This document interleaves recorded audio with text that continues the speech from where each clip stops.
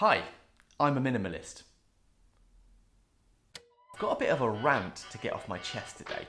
Well, it's really a little bit of an exploration of what that word really means.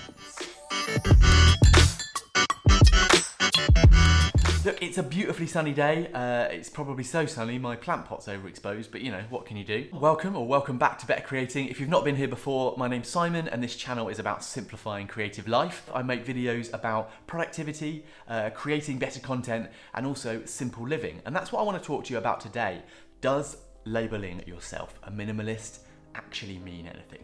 Or is this just really a fashionable label that's being exploited at the moment?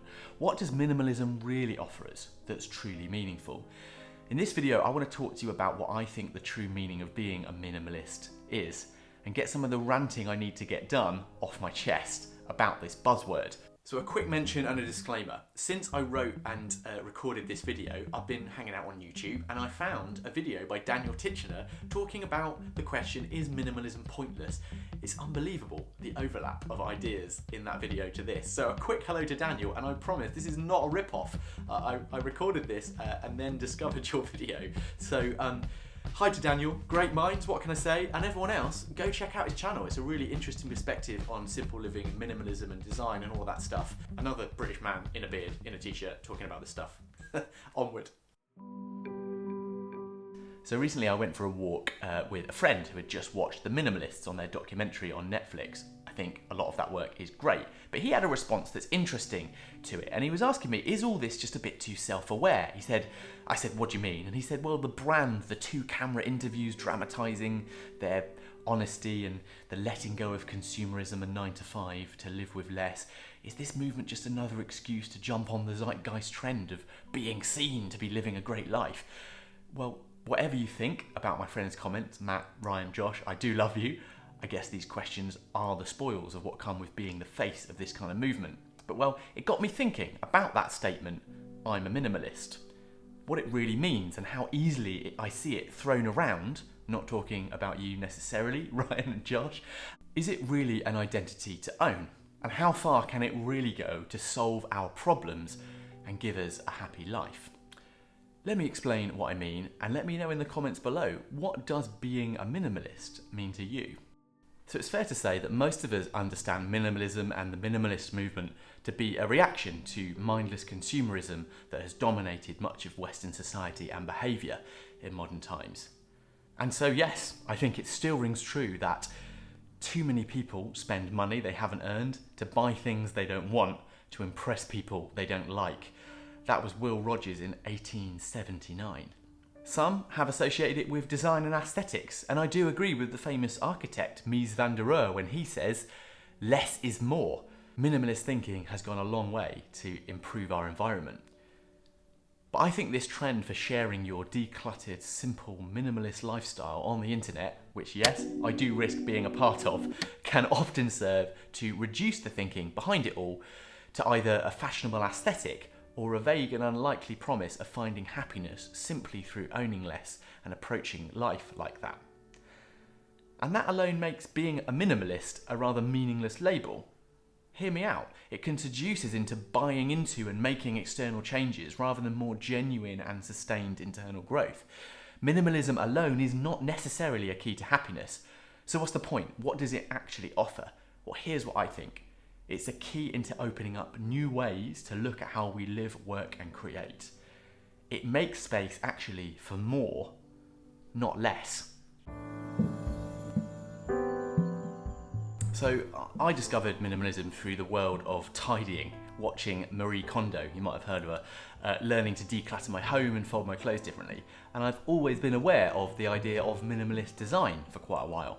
I've really enjoyed that, but to be honest, I didn't really fully understand it. And so, like this, many of us are drawn into living a more minimalist lifestyle by the promise of, I think, a simpler, less stressful and less cluttered life. And it can offer that. I downsized my wardrobe, I decluttered my possessions, I simplified my spaces, and I finally achieved, yes, inbox zero in a digital clear out for the first time. Great.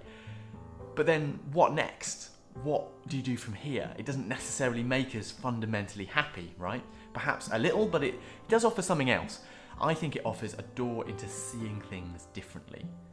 When we have more time, more space, and more clarity, it affords us this particular benefit, the opportunity to reboot our lives, but with intention. Do not trouble yourself much to get new things, whether clothes or friends. Things do not change, we change. Sell your clothes and keep your thoughts. Henry David Thoreau. Since my days of folding t-shirts and throwing out spatulas with Marie, I've realised that minimalism, whilst often being understood as simply owning less, actually can be seen as an umbrella for a lot of very useful and varied approaches to living intentionally. I kind of look at it as being a gateway to a range of great perspectives on life. Appreciating the value of great design, for example, the concept of form and function in harmony are a brilliant thing to bring into your life. Check out Dieter Rams' book on less but better for that one. Mental models and strategic thinking and ways of setting mindset, developing new systems for improved productivity and building a more effective life, seeking financial freedom and independence, improving your mental health and learning about other things like stoicism and essentialism, and embracing the joys of a more nomadic lifestyle or finding effective ways to live more sustainable and eco-friendly lives. It can even open doors to literally tiny house living and downsizing. God, that's a dad joke, isn't it? I see minimalism as one of the many tools at our disposal to help us rebalance and prioritise and find more intentional focuses for our time, energy and environment. I've been able to set clearer goals, be distracted less, think smarter, plan smarter and make more intentional choices. And I feel more energised and creative. Just remember, we all started from zero. The idea of minimalism only really exists because we've all naturally accumulated and gathered things since we were born. We all have possessions and behaviours and knowledge and so much digital data. And the question is, what of that is truly essential for you to hold on to and focus on? So look, by all means, declutter your house. Get to inbox zero. But let's not become seduced by the designer lifestyle, the buzzword hype, or the white-walled fads of the minimalist label. Being a minimalist is not who you are. It's not an exclusive members club we've joined to drop into conversation. We don't need to wear the badge or the black t-shirt every time we introduce ourselves to be seen as such. But it is a very useful tool, and we should use it as such in whatever way works for us, to think differently about how you want to live your life and make some positive changes towards a simplified and more fulfilled life of things that really matter, more stuff that really matters. When you put it like that, maybe I'm an essentialist. Oh, Right, I'm off to drink some more coffee, put on another blue t-shirt and read a self-help book. What?